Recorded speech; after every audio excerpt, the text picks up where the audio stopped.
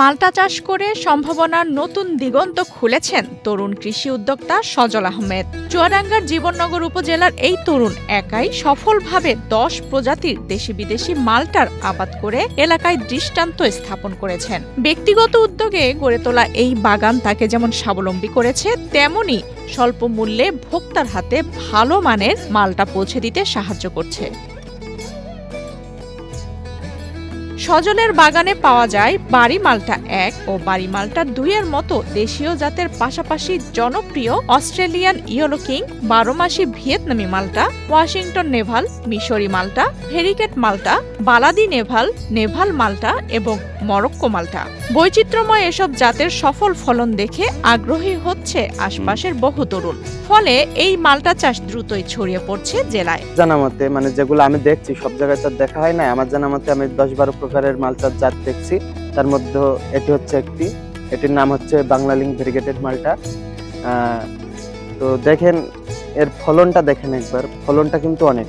আরো জাত রয়েছে, যার মধ্যে রয়েছে অস্ট্রেলিয়ান ইয়েলো কিং হলুদ মাল্টা, আমেরিকান ওয়াশিংটন লেভাল, বালাদি লেভাল, আরো বেশ কিছু জাত রয়েছে। বেশ কিছু মাল্টার ভ্যারাইটি আছে, 12 থেকে 14 প্রকার। তার মধ্যে এখন যেটা আপনাদেরকে দেখাবো সেটা হচ্ছে 12 মাসি ভিয়েতনামি। সবসময় গাছে ফল থাকে। এটা বাজারজাত, বর্তমান বাজারও ভালো এবং ফলটা খাইতেও অনেক সুস্বাদু এবং অনেক রসালো এবং 12 মাস বাজারে বিক্রি করা যায়। এটি সব মাসেই কিছু না কিছু ফল বাজারজাত করা যায়। এটার বৈশিষ্ট্য এটাই, 12 মাসই গাছে থাকে। দেশি বিদেশি মাল্টার প্রায় সব জাতি আমাদের দেশীয় আবহাওয়ায় ভালো ফল দেয়। খুব বেশি অভিজ্ঞতা না থাকলেও পরিকল্পিত পরিচর্যায় অল্প সময়ে ফলন পাওয়া সম্ভব। উদ্যোক্তা সজল আহমেদের মতে বেকার তরুণদের জন্য মাল্টা চাষ হতে পারে নির্ভরযোগ্য আয়ের উৎস এবং সারা দেশে ছড়িয়ে পড়লে ভবিষ্যতে আর বাইরে থেকে মাল্টা আমদানি করতে হবে না। আলহামদুলিল্লাহ, আমাদের এই বাগানের ভিতরে আপনার মাল্টার জাত আছে হচ্ছে 10টা, আর আমাদের টোটাল মাল্টা কুমড়ার 197টা বাণিজ্যিক ভ্যারাইটি আছে। তা আমাদের এই মাল্টাগুলো অনেক সুস্বাদু, আর বাইরের দেশের মাল্টার থেকে এগুলো অত্যন্ত টেস্টি একটা মাল্টা, অনেক রসালো। প্রায় হচ্ছে 2 কোটি টাকার ফল বিক্রি করছিলাম, এবছর আশা করছি যে 3 কোটি টাকার ফল বিক্রি করবো। এখানে দেখা যাচ্ছে টোটাল আমাদের খরচ হবে হচ্ছে 2.5 কোটি টাকা, 50 লক্ষ টাকা মতো লাভ হবে। আমি বিভিন্ন ভ্যারাইটি নিয়ে কাজ করছি যে আমার বাংলাদেশে যেন মাল্টা কমলা বাইরের দেশ থেকে না নিয়ে আসা লাগে। আমার বাংলাদেশের মাটিতে যে মাল্টা কমলাগুলো আপনার হচ্ছে এগুলো বাইরের থেকেও ভালো হচ্ছে, আর আপনার বাইরের থেকে আমদানি করা লাগবে না। আমরা যে সব নতুন নতুন ভ্যারাইটিগুলো নিয়ে কাজ করছি এগুলো আমাদের দেশে যদি প্রতিটা জায়গায় যাতে এরকম চাষ করা যায়, তাহলে আমাদের দেশে আর্থিক চাহিদা পূরণ হবে, বেকারত্ব মুক্ত হবে, আর বাইরে থেকে মালটা আমদানি করা লাগবে না। সজলের সফলতা দেখতে প্রতিদিনই দেশের বিভিন্ন জেলা থেকে উদ্যোক্তারা ছুটে আসছেন চুয়াডাঙ্গায়। তার বাগানের চোখের সামনে ফলন দেখে তারা অনেকে নিজেরাও মাল্টা চাষে আগ্রহী হয়ে উঠছেন। ফলে স্থানীয়ভাবে মাল্টার আবাদ প্রতি বছরই বাড়ছে, যা ভবিষ্যতে দেশের আমদানি নির্ভরতা কমাতে ভূমিকা রাখবে বলে আশা করা হচ্ছে। আসলে আমি আসছি হচ্ছে নীলফামারী জেলা থেকে। ইউটিউবে এই নার্সারির আসলে ভিডিওগুলো আমি দেখি, তো দেখে মনে হলো যে নার্সারিটা ভিজিট করা দরকার। তো এখানে এসে যেটা ভাবছিলাম তার থেকেও অনেক বেশি ফল দেখতেছি গাছে। এখানে দেখলাম ভেরিকেট মাল্টা দেখলাম, ইয়েলো কিং দেখলাম, বিভিন্ন ধরনের মাল্টা দেখলাম, প্রায় 8-10 প্রকারের মাল্টা ঘুরে দেখলাম। আসলে এতগুলোর নাম তো আমরা বলতে পারবো না, আমরা ভিজিট করতে আসছি, শুধু ঘুরে ঘুরে এই মাল্টাগুলো দেখলাম।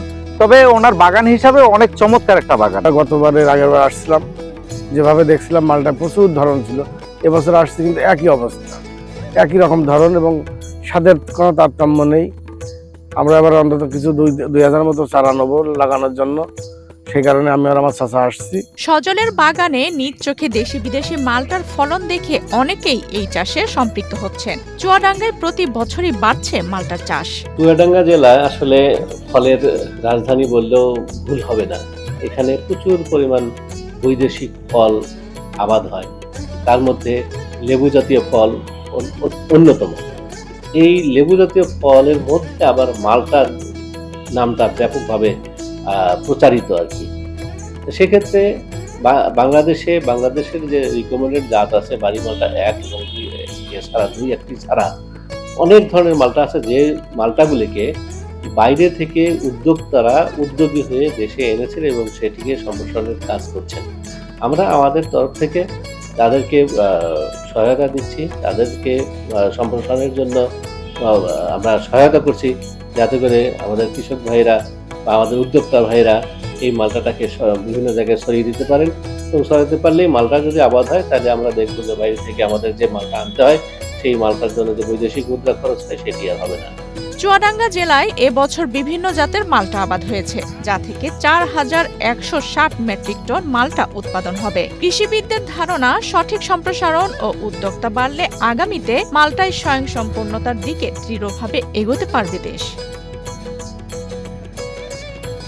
আফসানা রিপা, বাংলাদেশ প্রতিদিন।